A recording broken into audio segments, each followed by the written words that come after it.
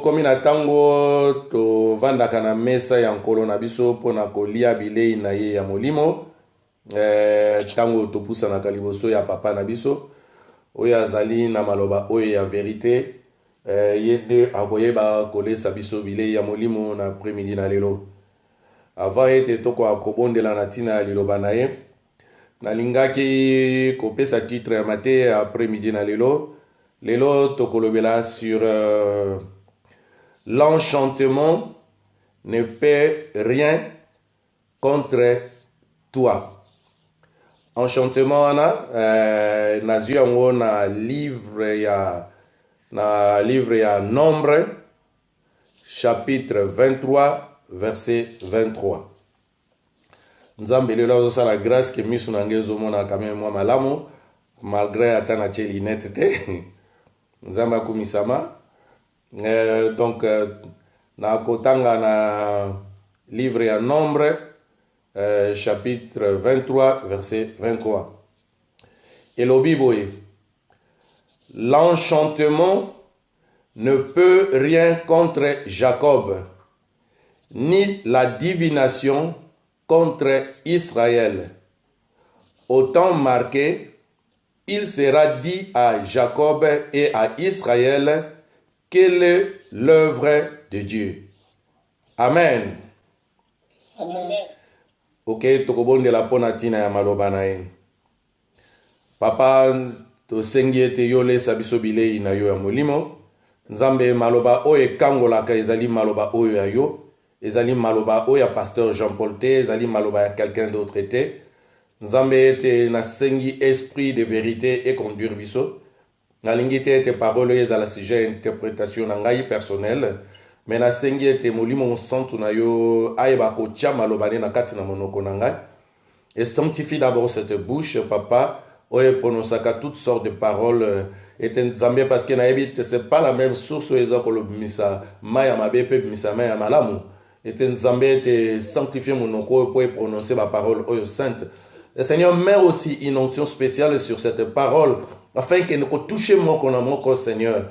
Nzambe na sengi pe lisusu oyo nyonso bakoyeba koyoka parole oyo où qu'il soit maintenant en direct ou même après Seigneur tant que koyeba kotia en ligne. Seigneur yo touche mitema na bango yo convaincre moko na moko papa afin que moko na moko ba yeba yo na solo ba yeba ko pesa ba vina bango ya solo et pas ina yo. Na yebi ete maloba no ezali bomoy. Ta parole corrige, ta parole instruit, ta parole édique. Tes paroles na yo et enseigne biso afin que tous ala vraiment propre pour na yo moko. Et ala vraiment comme une sémence na katina mitema na biso papa que tu as préparé Seigneur Dieu. Mitema oyo nzambe ko zala ba terre moko fertile et te maloba na yo kwea peut produire beaucoup de fruits. Na kombo na Yesu Masia nde na bondeli boye. Amen. Amen. Alléluia. Amen. Titre wana enchantement.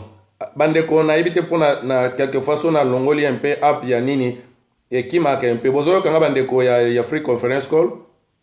Oui, toujours. Ah OK. Mo oyo texte oyo totangi ezana français na lobaka nous ne sommes pas des français biso toza ba français te biso toza batu ya mamangala to lobaka lingala na biso et mo lemse ko paraître difficile. Le texte otangi l'enchantement ne peut rien contre Jacob ni la divination contre Israël. Mais nakendaki na Bible nanga nazalaka na app moko na ebisabino eza na Bible ya lingala oya makanza te, lingala makasi te, lingala oya pete. Soko lingi jumusu na ebisaki bino oza na besoin nango na chila yango na tablette na yo to na téléphone na yo na koyi kochela yo. Nakendaki na tangaki mwa muke ebe texte yango na lingala oyo ya propre balobi bakisi na bikila moko te ekoki kosala Israël mabe. Pardon? Balobi bakisi. Voi kimi. Oh bozo.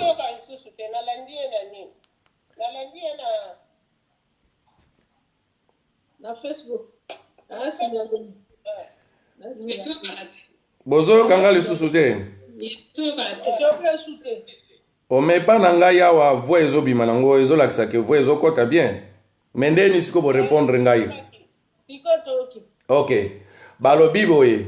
Bakisi na bikila kila moko te ekoki kosala Israël mabe. Donc texte totangi wana ba l'enchantement ne peut rien contre Jacob ni la divination contre Israël. Na lingala na biso ya pete lingolo baete bakisi na bikila kila moko te ekoka kosala Israël mabe.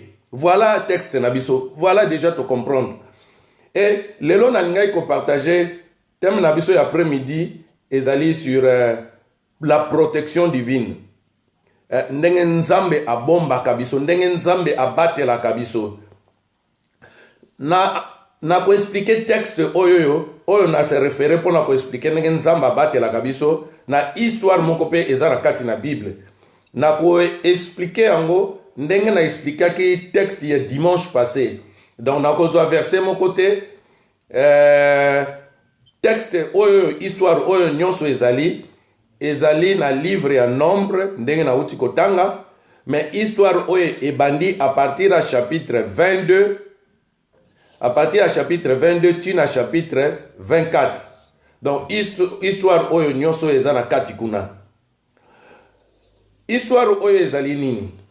Ezali bana Israël tango bawuti na bowumbu na Égypte. Babimi il fallait nzamba tindaki bango alobaki ete nazolongola bino na bowumbu na Égypte na komema bino na mboka na elaka na terre promise oyo babengi Canaan. Epai mboka oyo yo balobi ete là où coule le lait et le miel. Balobi miel na miliki ekulaka kuna. Donc eza en abondance. Pays moko ya richesse, pays moko ya abondance, pays moko eza mana nyonso. Et pour balongwa na Égypte, ba koma na Canaan, il fallait traverser mo mboka ebele. Alors tout au long ya parcours na bango, toyebi mingi parcours tang ndenge ba traverser ki désert. Et basala ki 40 ans na kati na désert pour ba koma na terre promise. Elingolo bateke 40 ans na basala ki ke mboka wana ezalaki musika. Mboka wana ezalaki nango à 3 jours en marche bakokaki kokoma. Mais histoire wana tokosola lelo te pourquoi basalaki 40 ans na kati na désert. Nakanisi tosolola yango mingi et puis un jour peut-être tokozongela yango. Mais eloko na lingai kolobela tango bango balingai ko traverser quelque bamboka po bakoma na Kana bango balingai ko vana na bamboka wana te. Balingaki tout simplement neti na longwe Hollande nazokende na France. Avant de koma na France, son stoyebi géographique, okende na train, okende na voiture, il faut traverser dans nos Belgique. Mais destination na bango ezalaki mboka wana katikati te. Voyage nanga sok na bina zokende na France, destination nanga eza Belgique te. Je vais tout simplement traverser la Belgique. Donc tout comme pe bango il fallait ba traverser mboka mususu. Et na ba koleka na bango ya pamba bazalaki kosenga. Nzambe asenga alobaki na bango boye. Soki bokomi na mboka wana, boyebisa batu ya mboka wana, biso tokoleka tout simplement na ba route principale. Eza lokola ba route principale ezalaka na tango ya kala lokola ba autoroute.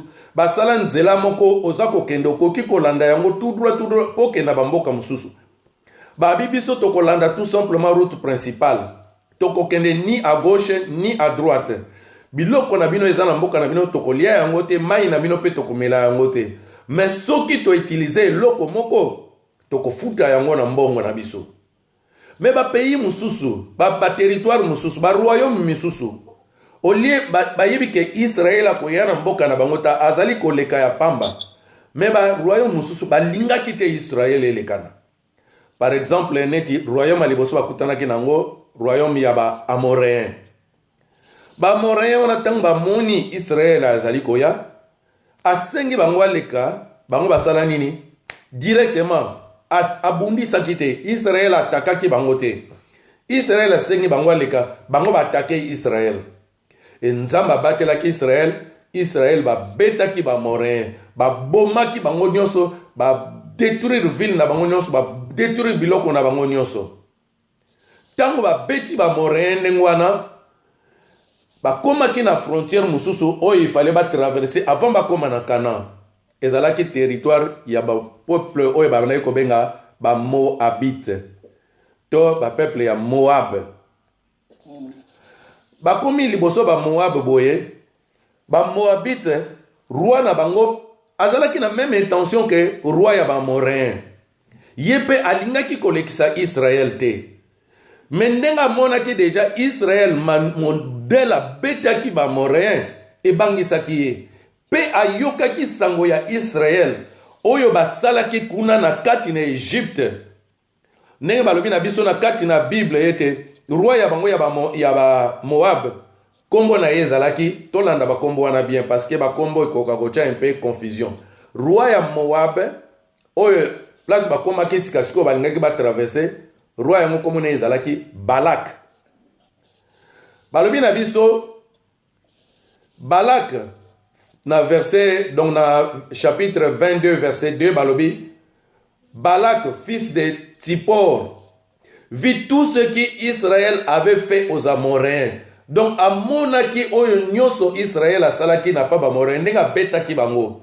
Et na verset 3 balobi et Moab, donc Moab donc roi wana donc Balak aza roi ya ba Moab, donc peuple na ye mobimba ba Moab basalaki nini babi et Moab fit très effrayé. Balobi te que babangaki tout simplement balobi très effrayé. Donc babangaki makasi koleka.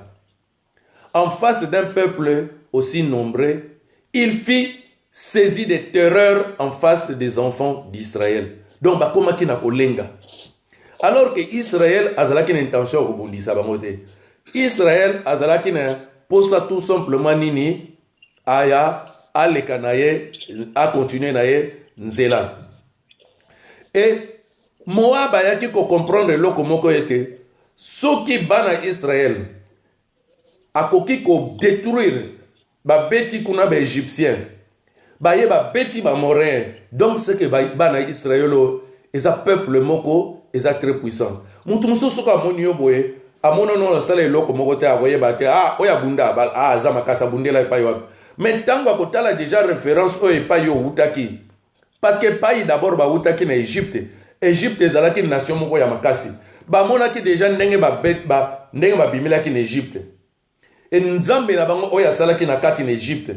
Et ba ye lisu amoni ndenge ba beti ba morin ba bi ba yebaki ke peuple oyo aza très puissant. D'ailleurs kutu na verse na chapitre 22 na verset 6 balobi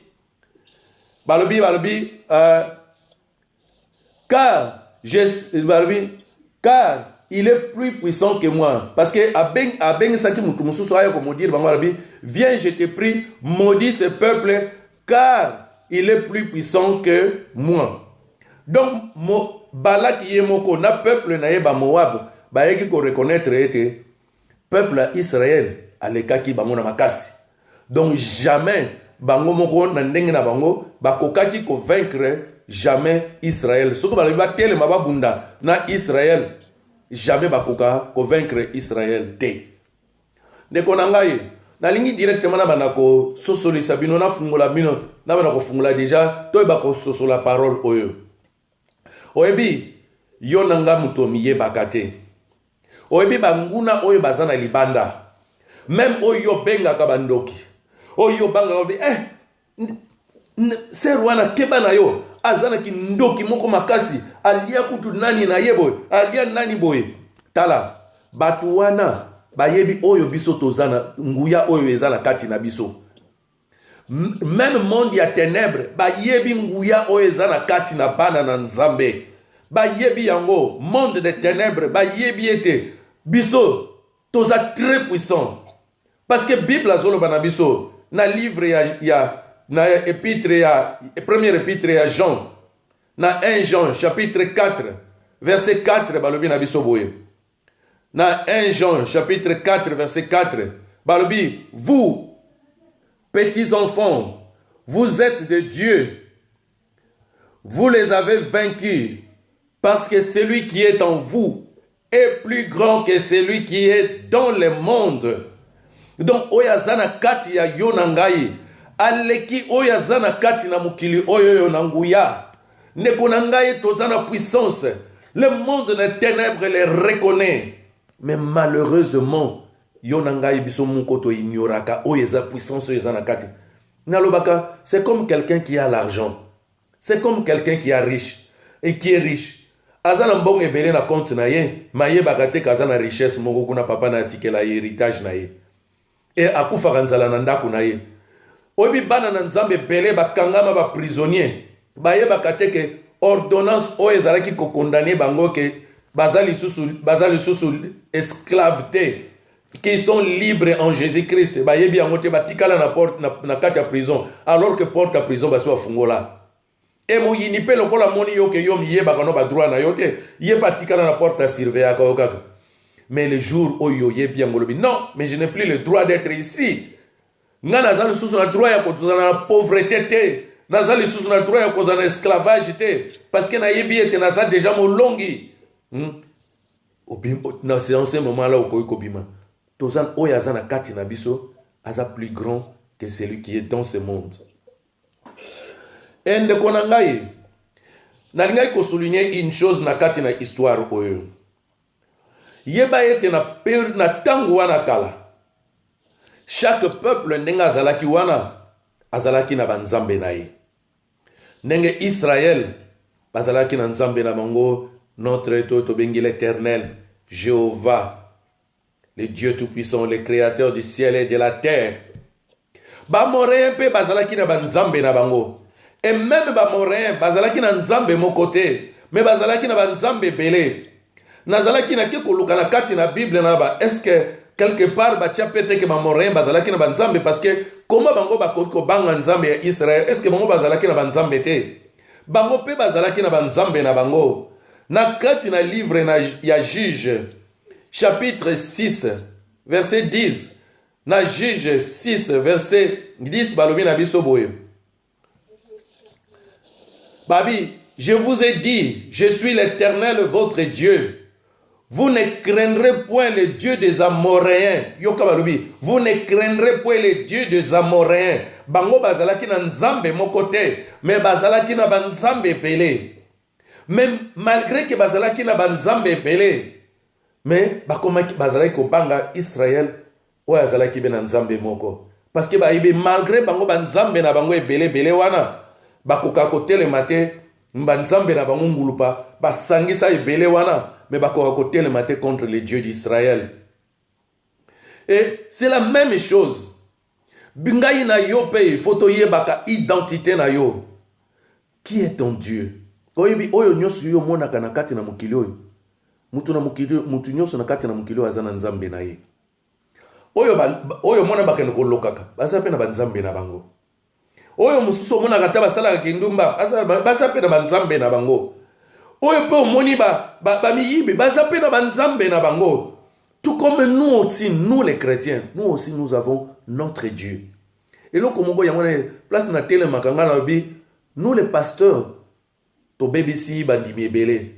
Tozo laksaka gabatuke, nzamba ko salela yo, nzamba ko salela yo. Quelquefois tozo laksabte batu ndenge nini bakoki ko koma bana na nzambe. Mutu nyonso zo ya na kati na église, il faut à la conscience à se poser question, est-ce que na yaka na kati na église, je suis un enfant de Dieu ou pas? Parce que vous direz dans une église, je le répète assez souvent, il y a beaucoup de gens qui sont dans l'église, ils ont même un poste dans une église, mais en réalité qui ne sont pas des enfants de Dieu.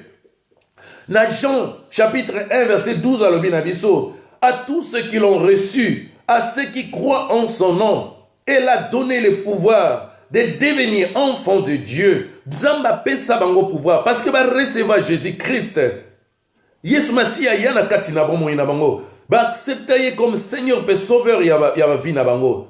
Quand ils ont pris cet engagement, depuis ces jours-là, ils sont devenus enfants de Dieu. Et si tu as déjà pris cet engagement, il y a un privilège et belé. Tu as un Dieu qui te protège. Oyo banguna même bato libanda babangaka. Même au démoniaque, même bandoki babangaka nzambie na biso. Parce que notre Dieu il est tout puissant. Nzambe mokote akokani na nzambe mokote akotele maliboso ya nzambe na biso ya za mokeli ya likolo PAC. Et Balak, le roi de Moab, savait la puissance de Dieu d'Israël. Ayebaki ete nzambe na Israël aza nzambe na nguya leki ba nzambe nyonso na nguya. Ayebaki ete ngai moko nakoka eloko moko te. Ata nazwi banganga nzambe na nga na bango nyonso nasangisi ba invoke ba nzambe na biso. Bakoka kotelema te contre nzambe ya Israël. Qu'est-ce que Balak a fait? Na babolanda bien combo parce que tu peux confondre. Qu'est-ce que Balak a fait? Balak a keko bengisa monganga nzambe moko awutaki na mboka musika abengisi nganga nzambe wana afin ke nganga nzambe wana aya koede ye à maudire peuple Israël. Et nganga nzambe wana, comment est-ce qu'il s'appelait? Il s'appelait Balaam. Donc Balaam wana nganga nzambe wana et roi ya ba Moab il s'appelait Balak. Et suki na ka wana kuna mususu Balaam et suki na M Balaam. Donc Balaam wana abengisi nganga nzambe wana aya wana na toza toujours na chapitre 22 verset 5 balobi na biso. Il envoya des messagers auprès de Balaam, fils de Béor, à Pétor, sur le fleuve, dans le pays de fils de son peuple, afin de l'appeler et de lui dire, voici un peuple est sorti d'Égypte, il couvre la surface de la terre et il habite vis-à-vis de moi. Abengisi, ezalokola, boko bundate, bobengisi professionnel moko bolobite te ye azamakasi. Parce que ceux qui a bengisa ki mutu mususu te, ayebaki ete na côté wana nyonso bazalaki, c'était Balaam qui était très puissant. Ayebaki ete Balaam azalaki nganga nzambe moko très puissant. Et a proposé ba richesse pour Balaam oyoyo aya ko esala nini, aya ko bundela, aya ko lobela ye. Ne konanga ye na nina yebisa yo. Ndena lobaki ete monde à ténèbres ba yebi oyo biso toyali ba yebi puissance oyo tozanango ba yebi nguya oyo tozanango. Et quelquefois ils font des coalitions de konangaye baza ko sala ba coalition po ete ba combattre biso baza ko sala ba coalition ba koki koyokana noko na yo amoni yo ndeko mama na yo amoni ete abi mwana nazo kokoka yete akeko yokana na bandeko ya tata na yo akeko yokana na ba camarade na yo basali coalition po basala nini rien que po baya ko combattre yo. Mais la sepelaka passage moko na psaume chapitre 2 verset 2 le binabiso. Pourquoi les rois de la terre se soulèvent-ils et les princes se liguent-ils avec eux contre l'Éternel et contre son oint? C'est vrai que passage oyo baza kolobela oint Jésus-Christ. Mais nous aussi, nous sommes les enfants de Dieu. Tozali suso acha onction na yezana kati na biso. Nous sommes aussi les oints de Dieu. Et te ma monde ya ténèbres eza ko sala ba coalition. Po ete ba ya ko combattre biso. Na ko raconter bino na mukuse histoire moko na yoka. Mwasi mobali moko akendaki kobala mwasi. Tanga bali mwasi na ye nzok ayebaki te. Yango wana ntango mosusu tozokende kaka boye fo kosambelaka makasi. Ayebaki te ke mobali mwasi oyo abalaki azalaki na misala mabe. Ntango mwasi wana azoya na libala amonaki ete na miso na ye ya molili amonaki ete bato mosusu bazalaki na kati na famille wana bakokaki kodécouvrir ke ye aza na misala mabe. Abangaki mwasi wana bangaka lobi bakoya kobimisa ngai ke zanza na misala mabe. Mais à sa grande surprise batungisa ye te. Au contraire mobali a remarqué que famille na ye bazalaki difficile, mais famille na ye balingaki mwasi na ye makasi. Mwasi oyo penza. Mais mwasi wana na kati na ndako azalaki na ba caractère mabe. Mais malgré azalaki na ba caractère mabe, mobali akufunda bi mwasi na ngavu masa nva pa na ndako. Mais famille na ye ya mobali bango moko balinga ayebaka te. Un jour tant mwasi wana bongola ka lobi abi papa ndeko moni famille no bande ko linga ngai atozo funda mabe na nga bandimaka nga te parce que bayebaki oyo misala oyo nazalaki nango tango tobalanaki nabangaki bakobimisa nga pwasa mais tango tobalana bayaki koluka ngai balobi tosepeli lokola yo ye na kati lokola yo ke kovanda na ye okozala porte d'entrée tobanda kokota facilement comme ça à travers yo tobanda kosurveiller à travers yo tokoka kozwa ye voilà basali coalition bango nyonso mwasi na bafamille na ye na bayini na ye nyonso oyebi nga na regretaka ke biso bana na nzambe tozalaka na boyokani te mais na monde ya ténèbres bazalaka na boyokani basalaka coalition mpona koyeba combattre les enfants de Dieu.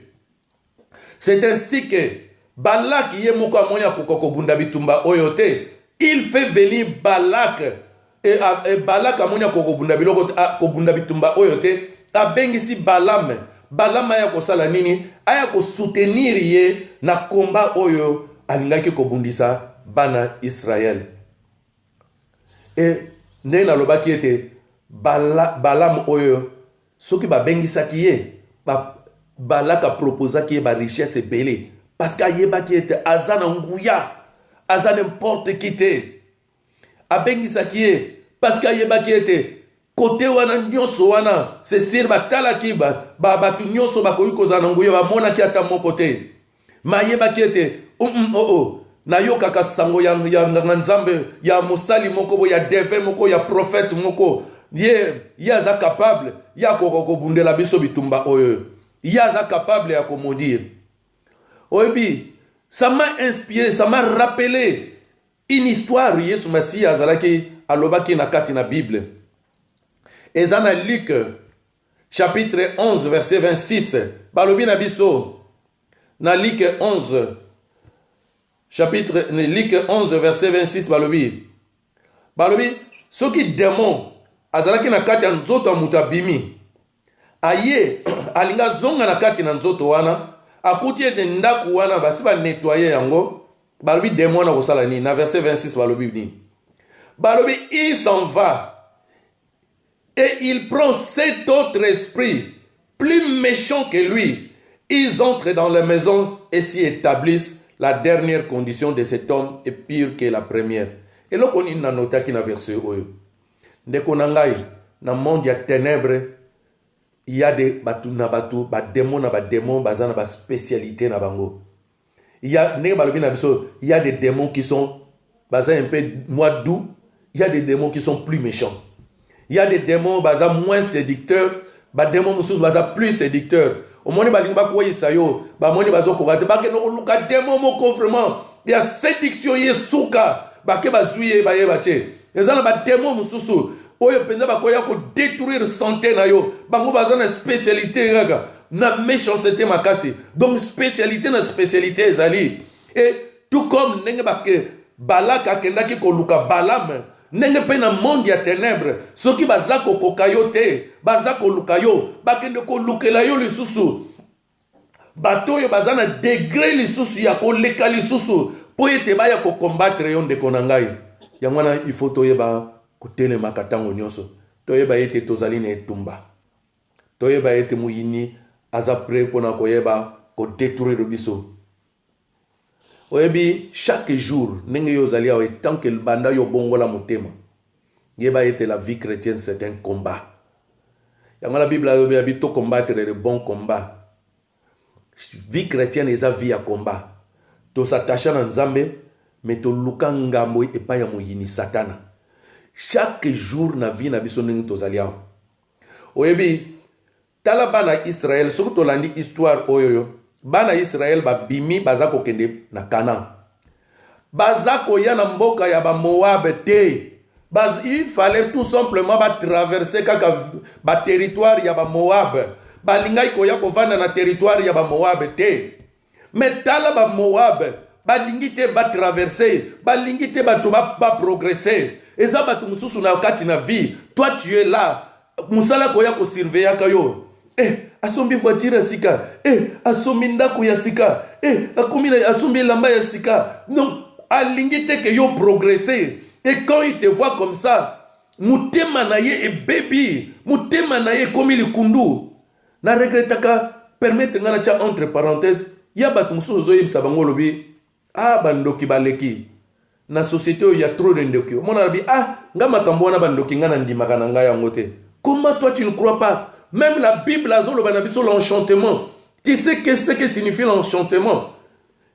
Enchantement elingi oloba lokola la sorcellerie ko ensorceler mutu ko lokaye ndenge tolobi babi bakisi babi kila eza te ko asali yo kaka mabe na ndenge ya moi mais na ndenge ya butu. Ça c'est la Bible qui le dit. Comment yo koka ko nier biloko oyo Bible ye moko azo affirmer.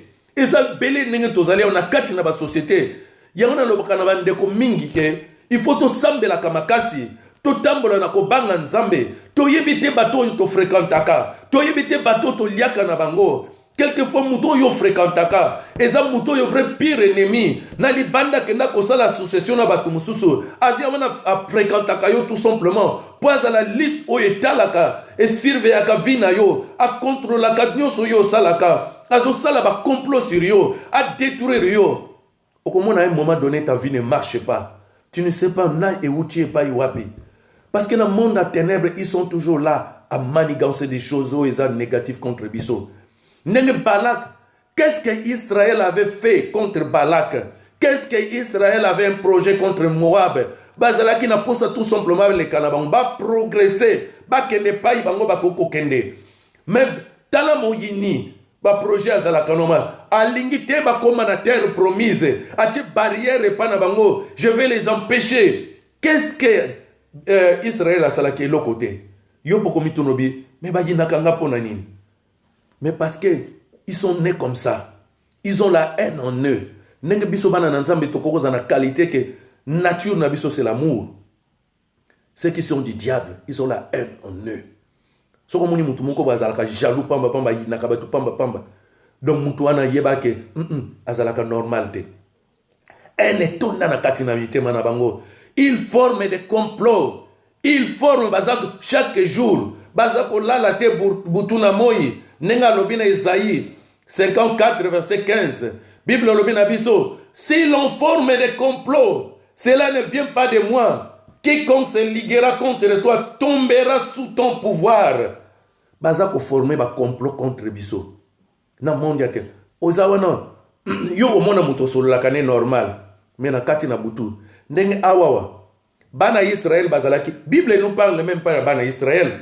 Ben expliquez biso qu'est-ce que les enfants d'Israël étaient en train de faire. Bible a expliqué biso. Bango kuna baza innocent. Baza kolia. Baza kolala. Baza kovanda. Mais quelque part, mutumoko boya sala ba projet ya mabe contre bango. A tchembongo na ye en jeu. Ba bengi sanganga nganga wana. Ayapona azanga nzambe te bolimbisi. Nganga wana. Aya tout simplement pour n'akoya maudire bango. Tu te rends compte, c'est comme si toi dans ta maison, tu dors tranquillement, au vandaka tranquillement, ozo lala, olobaka normalement, ozo vivre normalement. Mo yebite na kati na butu, batu bodi wa vandaki, même na kati na journée, bazo yazo la kisanini, azela akomona, akoma fier na yo, nzoto na yo tambola kasoko denda komesana na yo. Et lambano mo sombaki ya kitoko mona ki ya bien. Mais batu mususu tango ba moni yo mitema na bango e baby. On dirait que yo na bango botama mokolo moko. On dirait que mbongo yo zwaka e uta ke pai na bango. Il y a des gens qui vous freinent comme ça, qui ne veulent pas que toi tu avances. On dirait que ceux qui ont avancé, place où il y a l'ingay kozala. Ozu place naye. Non. Ils sont comme ça, ils sont des méchants. C'est comme des Balak. Il y a beaucoup de Balak dans nos vies, à côté de nous, qui nous surveillent. Comme Balak Azala qui wana zala ko surveiller. Et abengisaki abengisi Balam aye. Balam alinga ko sala nini? A maudire. Bon Balam malédiction eza penza nini? Eza lokola baza ko che esprit moko boye, ndena albaki ce sont des dominations. Esprit wana domination, ba principauté. Ba koya na pouvoir na bango, il commence à contrôler ta vie.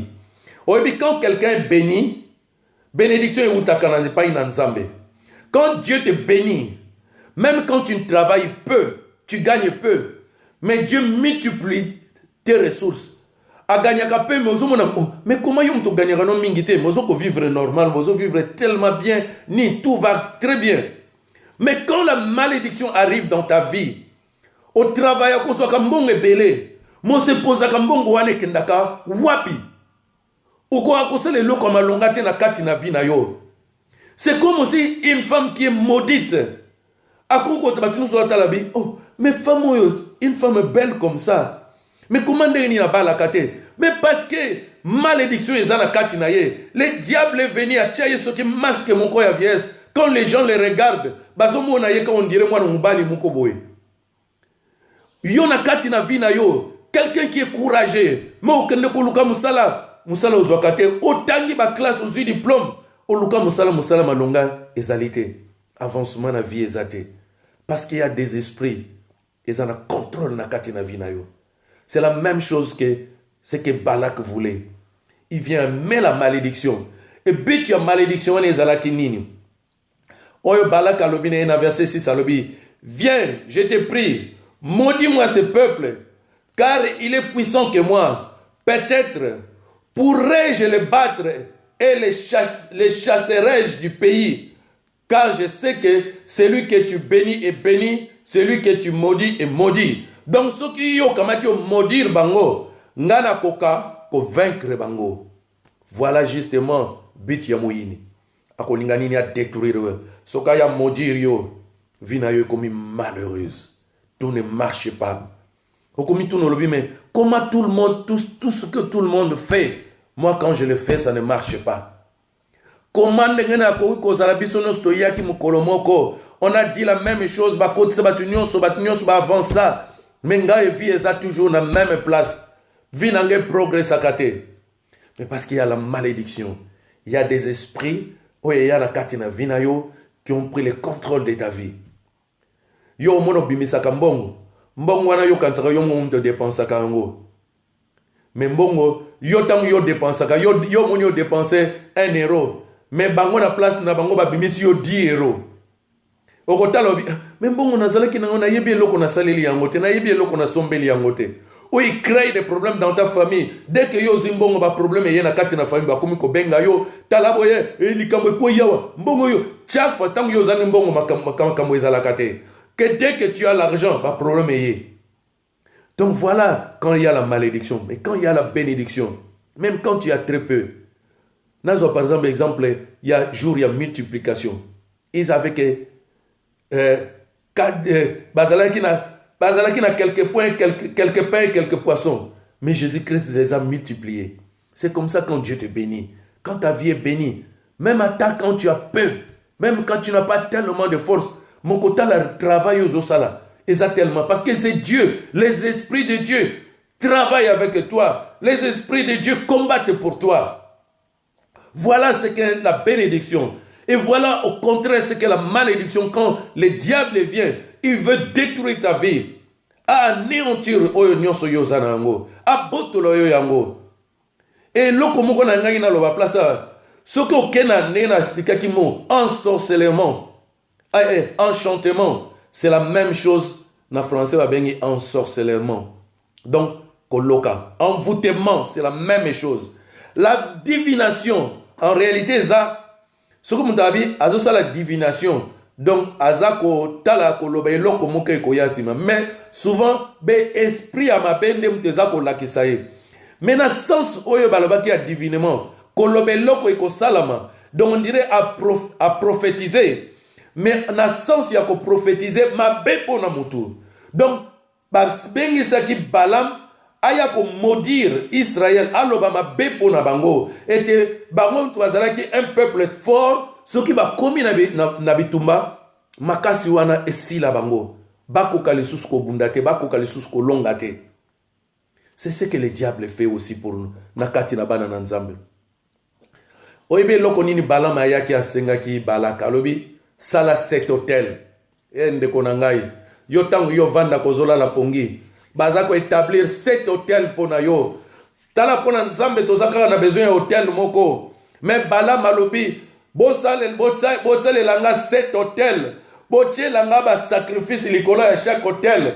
Donc ceux qui baye na hôtel moko baye ba invoquer esimbite ba mati niveau ba ke na hôtel mususu ba invoquer esimbite parce que hôtel ezali nini hôtel ezali place baza ko invoquer et hôtel pour na biso na bana na nzambe eza place toza ko poussa na liboso na nzambe mais pour le monde démoniaque ils ont aussi leurs hôtels eza place baza ko invoquer l'esprit na bango démoniaque et place wana Balaam alingaki ko invoquer l'esprit ya mabe et ya pona ya ko maudire Israël mais balingi basala hôtel mon côté mais alinga mona qui était Israël était tel azalaki peuple moko très puissant. Ils ont établi cet hôtel et te baye babundi ba mekina hôtel moko ben vocation et simbité ba kena au deuxième hôtel et simbité ba kena troisième hôtel et simbité na quatrième et simbité na cinquième et simbité na sixième et simbité donc septième to yebi biso no c'est là chiffre moko il accède tellement na likolo na perfection.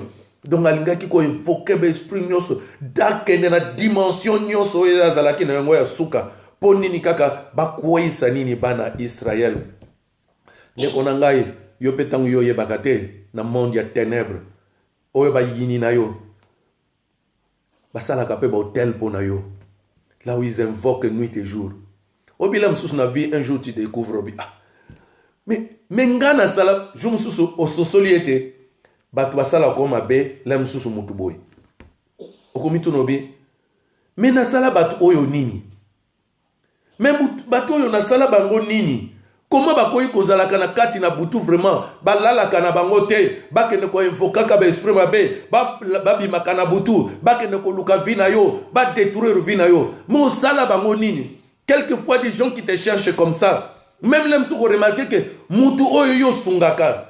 Mais comment na koyi kosunga yo de ton côté yo lukaka nga na ndenge ya mabe na ndenge ya butu. Voilà, mais parce qu'ils sont nés comme ça pour nuire aux autres, pour na ko nuire na vie na yo. Yango ndeko na ngai, le monde des ténèbres ne se donne aucun repos. Mais pendant tout ce temps-là, tango bana Balak na Balaam bazosala ba cérémonie na bango. La Bible zolo banabiso rien pour Israël. Cela signifie que le peuple d'Israël aziyebaki eloko moko te oyo ezalaki kosalama likolo na ngomba. Ayebaki te ke kuna place na ngani lokola biso tovandi na biso batu moko bazosalaka ba cérémonie moko boye ya ténèbres likolo na biso. Il y a une leçon tout simplement na boye bisa yo ndeko na ngai. Eza lokwa na verset moko, eza na Exode chapitre 14 verset 14. Bible a biso, l'Éternel combattra pour vous et vous gardez silence. Oebi, ce n'est pas mungai na kondoko mitungisa. Na yeba ete, ndoki oyo akoya kolokanga na butu. Parce que j'ai remarqué quelquefois na biso bana na nzambe. Na kolala te na butu, sinon te bakoya kolokangai, il faut nazala na prière. Oyebi, David alobi nini? Je me couche et je m'endors et je ne crains pas les myriades qui m'entourent. Na kena mbeto, na kozwa pongi, pe na kolamuka, na kobanga te, banguna oyebele bazingi ngai. Parce que ce n'est pas mon problème. Nga na yebi nazana nzambe na ngai. Yahona lobaki ete titre matena ya nanga lelo ezali c'est la protection divine. Nzamba za tata na biso. Nzamba lingi biso mingi. Nzamba nemta bomba kabiso. C'est lui qui prend soin de toi. Tamu yo même ozo sala bangozi na kati na butu. Nzamba yebi yo. Donc tamu yo lalaki. Lui ne dort, il ne sommeille pas ozo nimba. Il ne sommeille pas, il ne dort pas. Misuna yezali kolona yo ezakotala yo. Banani oye babimi na butu, bazaya koluka yo. N'oublie pas que notre Dieu, c'est notre Père. Quel est ce papa-là? Oye atonda na nguya nyoso, akondima ete munguna, aya na kati na butu, aya konyoko la bana na ye, aya kobeta bana na ye. Jamais, aucun papa na kati na mukilo akondima, oye alinga bana na ye. Andima ke munguna, aya kosala kabana na ye mabe na kati na butu. Et pourquoi notre Dieu? Un Dieu d'amour, c'est lui qui nous a tant aimés, à quoi qu'on permettre Donc Dieu nous protège. Dieu te protège de konangai. Tala, ezateko ba jeune prière n'homme te changer bon Nzambe na ye. Dieu t'aime. Soko za mwana na ye, oza mwana na ye. Nzambe abombaka yo. Nzambe abatelaka yo. Nzambe couvraka yo. Il ne laissera pas. Net mouine. O mutawuti libanda ayekaka ya peti mwana ngo pa. Papa yo penzo lingaka mwana nozo talaka lobi. Obeti ye pona nini? Papa. Nakanisi na ba mama obino ndenge na yebi bino ba mama mingi boza en ligne wa mutaye ko zipilo mwana mbata ndengwana boye. Ler ngana ko ya kutuna we pasteur te nakokai kondima biloko wana ta sala yango epa ya mwana na ngai jamais nakokai kondima te parce on a monela ye 9 mois obani ko rappeler que ntundu abela ki banana bo bébé ti tango akoma ki mukolo. Alors comment est Dieu?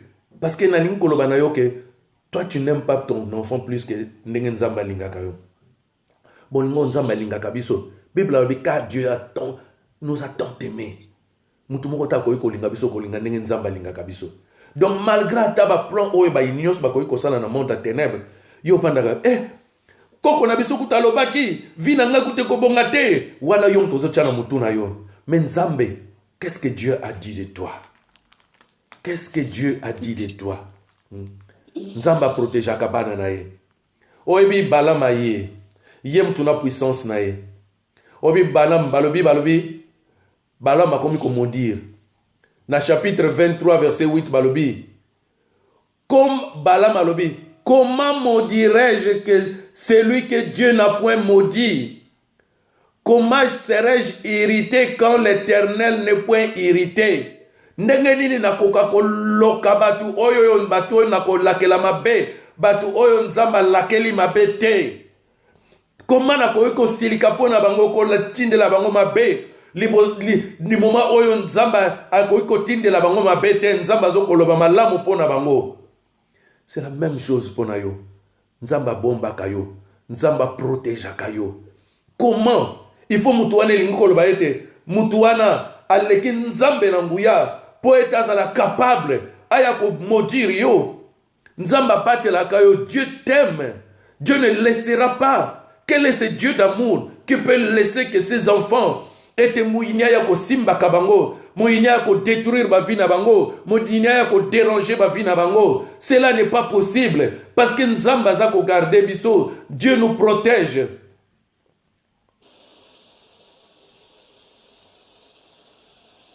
Oyebi Balaam azalaki na puissance na ye. Yoka bazolo ba ne kutu bazo titre bazolo bi bazolo ba sur Balaam na pouvoir ne balbi. Parole de celui qui entend des paroles de Dieu, de celui qui voit la vision du Tout-Puissant, de celui qui se prosterne et les yeux s'ouvrent. Balobi donc bazo kokumi sa puissance ya Balaam. Mais Balaam wana tangu ya ye akoki maudire bangote. Et maloba ya Balaam olia maudire.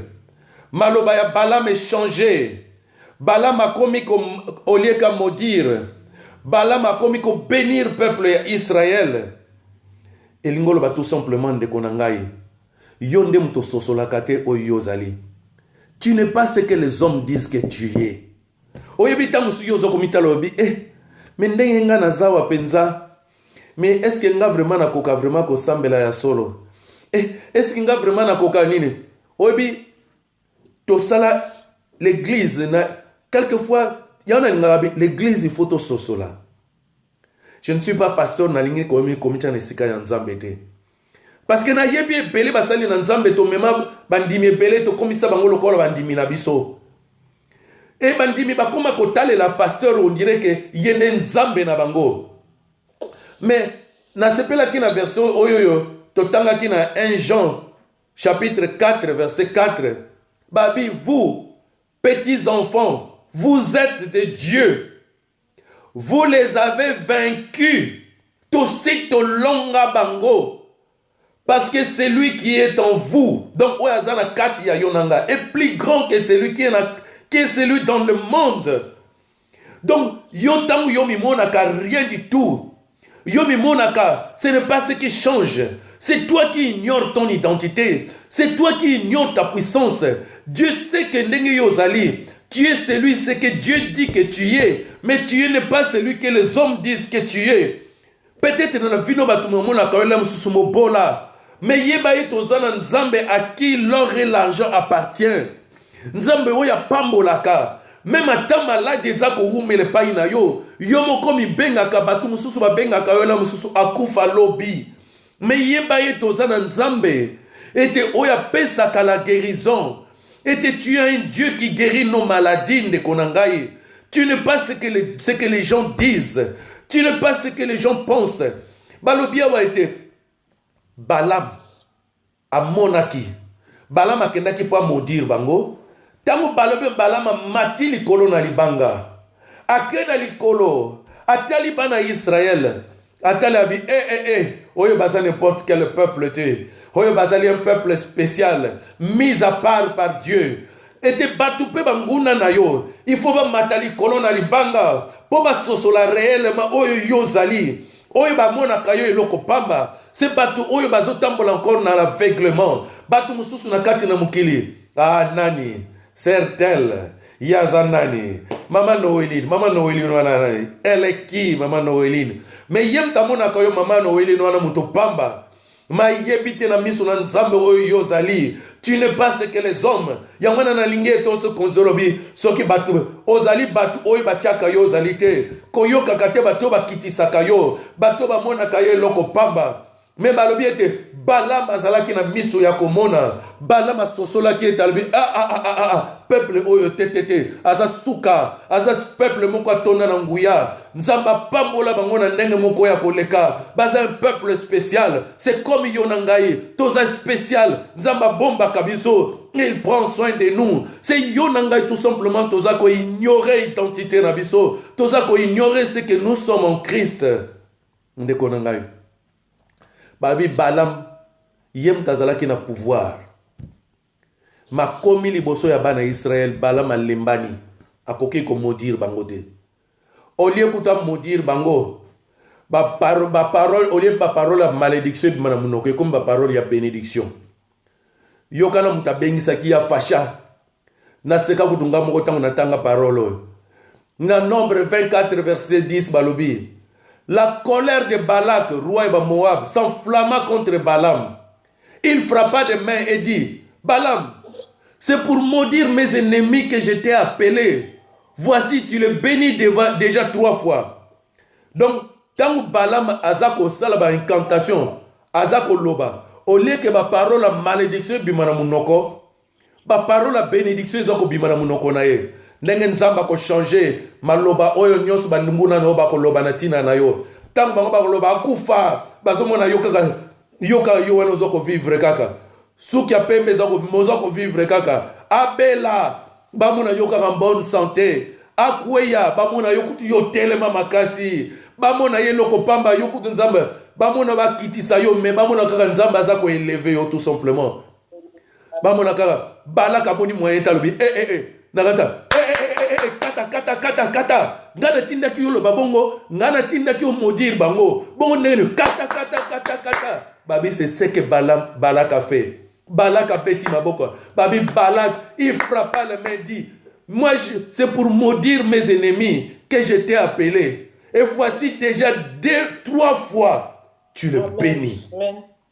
Déjà 3 fois yozako pambola bango ngana benga ki yo bango banguna na yo pe bako suka lolenge moko ba bengi saki bango po ba ya ko maudire bango bango maudire yo mais Nzamba ko changer nenga lobi na Deutéronome 23 verset 5 alobi boye Deutéronome 23 verset 5 alobi mais l'Éternel ton Dieu n'a point voulu écouter Balaam et l'Éternel ton Dieu a changé pour toi la malédiction en bénédiction, parce que tu es aimé de l'Éternel ton Dieu. Ndenge Nzamba change qui malédiction ya Balaam en bénédiction. Ndenge Nzambe a changé malédiction. Oya banguna na yo, oya ba établir cet hôtel pour te ba maudire vie na yo. Ba kenda premier hôtel, deuxième hôtel, troisième hôtel. Ba ki sataba ko comme la 7e hôtel.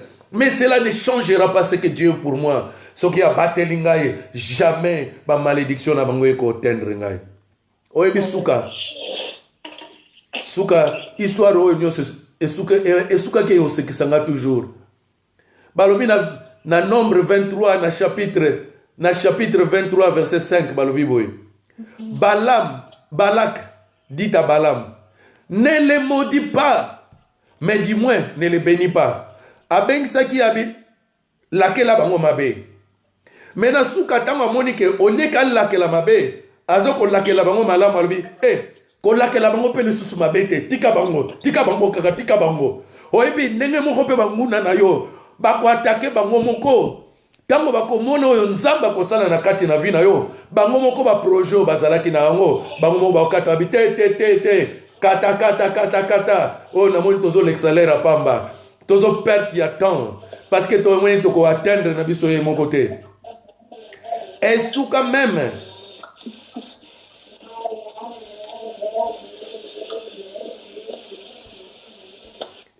même pour na Balaam Balak a changé roi ya Moab a changé a balukela Balaam kanisa tinda batuba ne bandeli atindaka bato bakende koluka ye mbangu aproposa ye ba richesse yokane wana sukelaki na suka na chapitre 24 verset 11 alobi na ye fuis maintenant va-t'en chez toi, j'avais dit que je te rendrai des honneurs mais l'Éternel t'empêche de recevoir. Fuis donc akomi ko bengane kende yom to bengisi mutu aya ko loka batu mais yo komi na suko komi ko bengana ye parce que bitumba wana nani nzamba kotaki yango lolenge moko pe nzamba koyeba kokota bitumba na yo aza nzamba oya bundelaka Israël. Il combat pour Israël. C'est ici il combat aussi pour moi, il combat aussi pour toi. Jamais à kotika banguna na yote ba prendre le dessus sur yo. Mais nalinga ke go suksene loko moko mais histoire oyo ezalaki un peu triste. Histoire oyo esukaki awate bolimbisi. Histoire oyo esukaki awate. Histoire oyo esukaki moi bientôt peut-être et la leçon yo kolobabi nzamba batela kanga na koki ko sukisa histoire oyo te sanke na lakisa histoire oyo histoire ebe likamo ebe bakena suka. Naken Apocalypse verset 2 verset 4 et chapitre 2 verset 14. Apocalypse 2 verset 14 elobi boy. Mais j'ai quelque chose contre toi. C'est que tu as là des gens attachés à la doctrine de Balaam qui enseignaient à Balak, donc roi de Moab, donc Balaam enseignait à Balak à mettre une pierre d'achoppement devant le fils d'Israël pour qu'il mangeasse de viande sacrifiée aux idoles, qu'il se livrasse à l'impudicité. Voilà le loko Balaam asalaki. Nganga oyo. Tango yepo aloka, koloka na ye simbite. Roi ya Moab bakomi ko bengana yabite, na kolakso quand même trick moko. Soko lingo zo batu wana. Eloko moko diable pasalaka na bavina biso.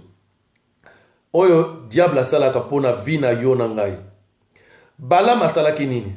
Abitala batu wana baza makasi parce que baza na relation ya bien na Nzambe. Soki yo ti opousse bango kaka ba tambola malamu te liboso na Nzambe okomona malédiction koya yo kutu te mutoko bundisa bango okomona Nzambe na bango ye moko mutako beta bango. C'est vrai que na sepela ki yango eloko moko Nzambe permetaka te ko moyinia ya bosimba biso bana na ye moyinia aza na droit te aza na pouvoir te. C'est Dieu lui-même qui corrige ses enfants, c'est pas l'ennemi. Donc l'essentiel est que va fungula kaka porte et Balaam alaksaki eni na lobi tala baliaka misuni oyo basali ba sacrifice ya banyam ya basali ba sacrifice na banzamba mabete soko lingozo bango batambola mabe Nzambe na bango apekisa bango eloko aliboso akebisa bango po bakweya te bazwa basi oyo bazala bamboka mususu te babala na kaka bango na babango. Leur Balak ayoka bongo. Ah bon? C'est vrai ça? Balak, roi ya Moab, a salisa concours wana koloba te ko eza na kati na Bible pa wana pasteur Jean-Paul Mutaza ko tia commentaire. Balak roi ya Moab asalisa concours ya ba miss nyonso ya Moab. Abimisa basi nyonso ya Moab. Bokende ko dendelaka bana Israël. Encore bana Israël lokola ba chrétien na lelo. Ngai kaka prière, ba bote kuto chaka lisusu te. Tala Satan bimisela bango. L'herba bana Israël ba monika ka basi ya ba Moab bazo ngala. Ba kamango nyonso batiki mi basi na bango. Ngako tu place mo na zo seka. Na kanisi place mo na Bible na Egypte. Tango Pharaon alobaka alobi ayebisaki basage femme alobi soki bana Israël basi Israël ba boti bino bo kamataka bana wana mibali bobo makabango. Basage femme alobi basi Israël baza makasi, ce sont des femmes fortes. Ngabi boy ba kemba basi ya Israël. Kuna balaka bimiseli bango basi ya bonzenga. Mibali ya Israël bango nyos bakomi kolanda basi ya Moab. Et Nzambe pesa ki ekanda frappe ye moko. Nzamba kitaki akomi ko frappe Israël. Nzamba akomi ko frappe Israël. Nako suki sa place wana na ngai ko lakisa ete. Voilà balaki na bénédiction. Voilà munguna ye ko luka bango. Mais munguna ko kai ko zwa bango te. Mais loko ni ne fungola ki porte. Ezalaki tout simplement ko tambola mabe. Ya ona ina yebisa onde konanga. Oui, être chrétien, c'est bon. Yeba ete, tu as la bénédiction de Dieu, tu as la protection de Dieu. Mais il faut yeba ko tambola malamu na vie chrétienne na yo. Tango zo ko tambola mabe, c'est en ce moment-là que tu ouvres les portes à l'ennemi. Yangwana, eza importe vie chrétienne ezaka kateko na sambelaka na yebi nzambe, mais il faut contrôler pe etamboli na yo. Parce que tango za ko tambola malamu, eza ko lakisa ete tu es en bonne communion avec ton Dieu. Tu restes un enfant de Dieu. Mais tango yo tamboli mabe, eza lokola mwana na kati na ndako, mwana oyo azako yokela papa na yete. Cet enfant-là a bénéficié à lisusu ba faveur ya papa na yete. C'est comme aussi notre Dieu céleste. Tango tozako tambola na crainte na ye lisusu te. Et ça ko empêcher biso. Et tout le boko na nzambe sala na kati na vie na biso. C'est comme nenge salamaki na kati na bana Israël. Nzambe abate la kabiso. Nangina yebisa yo na Colossiens 3 verset 3 balobi na biso. Car vous êtes morts et votre vie est cachée en Dieu. Donc okufa bomo inayo ezana Christ mais bomba mina kati na Nzambe. Yesu Masiya simbi bomo inayo, Nzamba simbi bomo inayo pe lisusu. Jamais mutote akoka koyiba yango pa ndeko na ngai. Eza oya kozuka simba yo za lokola simbi prinel ya liso na Nzambe. Alobi na Jean 10 verset 29 alobi, mon Père qui me les a donnés est plus grand que tous et personne ne peut les ravir de la main de mon Père. Oyo Nzamba simbi na waboko na ye. Nani akokoboto la yo? Nani akokakoboto la yo? Nani aleki Nzambe na makasi po ya kufungula loboko na Nzambe? Ndeko nanga kobosa na te parole moko oyo nalingi o souligner yango. Parole oyo ezate ke nganga Nzambe mtalobaki yango. C'est Balaam mtalobaki yango. Et Balaam kaka nganga oyo oya yaki a maudire. Tanga lobaki ete Nzambe soka pamboli batoyo. Nani akoka ko maudire bango? Alobaki yemoko yoka Balaam aloba na Nombre 23 verset 19 alobi boy. Nombre 23 verset 19 alobi. Dieu n'est point un homme pour mentir, ni fils d'un homme pour se repentir. Ce qu'il dit, ne le fera-t-il pas?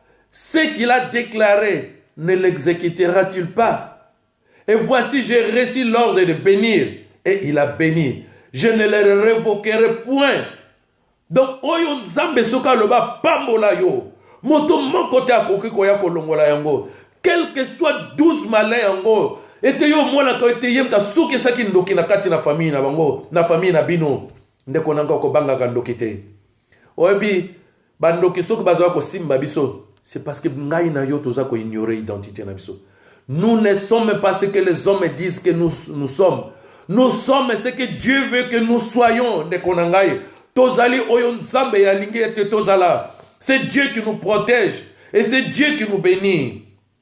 Et pour tous ceux qui sont nous avons deux versets bibliques pour prier pour nous. Donc, on note sous le verset oyo. Oyo ko permettre bisoto bonde la pona yango avant que tout sous qui ça.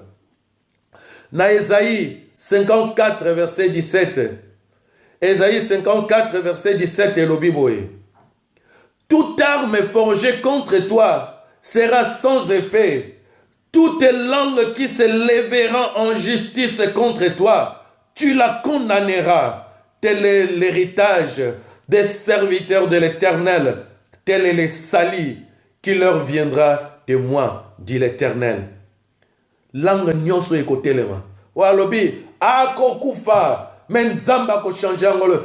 Belela katango no solo binzambe yo lobaki langue nyonso ko condamner ngai. Papa changer maloba na bango. Tant bazo ko incantation, tokotala soko ko réussir. Nzambe changer. Nzambe ne konanga na ina parce que yo ignore ka puissance ya prière. O ignoraka puissance ya autorité oyo zanango. O ignoraka o nguya o ezako kamba bomo ina yo ndeko na ngai. Nzamba salaka na kati na bomo ina yo. Nzamba mi moni sakapa ndeko na ngai. E verset suka o tokokota na ngona prière ndeko na ngato bongama. Ezali na psaume 17 verset 8. Et na psaume 17 verset 8 balobi. Garde-moi comme la prunelle de l'œil. Protège-moi à l'ombre de tes ailes. Ete pombanga lokola pembeni ya lisu na yo mona yo kono simba pembeni ya lisu mona ka mutaza ko kimisa donc mutu alinga simba yo eza lokola alinga simba pembeni ya lisu ya Nzambe pro bombanga na sena mapapu na yo ndenge soso ko yeba ko bombaka bana na ye wana eza ba sujet ya prière na biso de konangai ete na yebi ete banguna peut-être yo vanda ko yeba kate oyebi te boni baza ko sala ba plan mabe oyo baza ko bengisa ba balam. Oye bazako sala incantation. Tu ne sais même pas combien d'hôtels ba établissa pour na vie na yo. Ande konangai. Yo vanda kaka yo. Olala kano tranquillement. Oye baka kutote combien d'hôtels qui sont préparés. Combien ba bengisa. Combien ba coalition ba sala. Combien de complots. Combien de projets étaient vieux dans la détruire. Alors que tu n'as rien fait de mal contre Bango. Tu ne fais que passer. Tu ne veux que ta vie progresse. Mais il veut t'empêcher. Nenge balaka lingaki te que les enfants d'Israël va jouir de la terre promise. Nenge pe belé bazana besoin te que yo jouir ba bénédiction oyo nzamba bongisa la kati na vie na yo. Et lo ba nzambe maloba na bango nyonso mabe ba changer. Ba balam na bango ba échouer. Et nzambe bombanga lokolo bombaka soso bombaka bana na ye. Neko nanga tombola mongongo. Belela nzambe na yo. Belela ya koyoka yo. Belela ya kugundelo bitumba ya butube na moyi. Ndeko na ngai. Il est le Dieu qui combat pour Israël. Belela ndeko na ngai. Oh Zalin Nzambe Papa, tu es le Dieu de ma victoire. Tu es le Dieu qui combat pour Israël. Seigneur, je sais, tu es ma victoire. Tu as écrasé mes ennemis. Merci de m'avoir donné cette assurance, Seigneur. Je suis non pas ce que les gens pensent que je suis, mais je suis celui que Dieu dit que je suis. Nzambe soki batwaza komona ngai motopamba. Papa. Parce que yonde mtopesa ka valeur na bomo inangai. Oyo nyonso bazako sala ba complot ya mabe ya butu Nzambe. À mon ignorance, Papa Yolobinangai, que je garde silence, Seigneur. Toi, tu combattras pour moi. Nengolo bakete botala bana Israël, bana Égypte, bozomona lelo. Lobi boko mona bango li susute. Parce que yon Nzambe yon metaki bango hors d'état de nuire. Nzambe na yebiete, tu es ma victoire. Tu es celui qui combat, Seigneur. Donne-moi la victoire, Papa. Donne-moi la victoire sur mes ennemis, Papa. Nzambe écrase mes ennemis et te confondre ma projet na bango nyonso ya mabe, confondre ma projet na bango nyonso satanique, confondre ma projet na bango nyonso démoniaque, Papa. Nzambe baluka na ba butu na moi Nzambe qu'il découvre réellement ma valeur. Va découvrir que je ne suis pas n'importe qui, Seigneur. Va découvrir que je suis précieux à tes yeux, Seigneur. Et Nzambe yangwana Bundelanga bitumba nyoso ya butu pena moi Nzambe. Papa, si toi tu es pour moi, qui peut être contre moi, Nzambe? Confonds tous les balaks, Seigneur, de ma vie. Confonds tous les balaks, Nzambe. Tous les moyens qu'ils ont mis à leur disposition, Seigneur. Et te faire échouer, Ngaï. Ba empêcher ngana atteindre terre promise na ngai te. Ba atteindre ngai, ba empêcher ngana atteindre finalité, élévation te. Ba empêcher ngana comme grand te. Ba empêcher ngana ete nazala prospérité. Ba empêcher ngana nazala supériorité. Ba empêcher ngana nazala en hauteur, Seigneur. Confondre ma projet na bango nyonso yo Nzambe. Confondre misala na bango nyonso yo Nzambe. Na ebi to zali Nzambe ne longa. C'est toi qui combats pour moi. Nous allons mettre bango nyonso hors d'état de nuire, Seigneur. Et toi, tu es le Dieu de victoire. Je suis plus que vainqueur par le nom puissant de Jésus. Amen.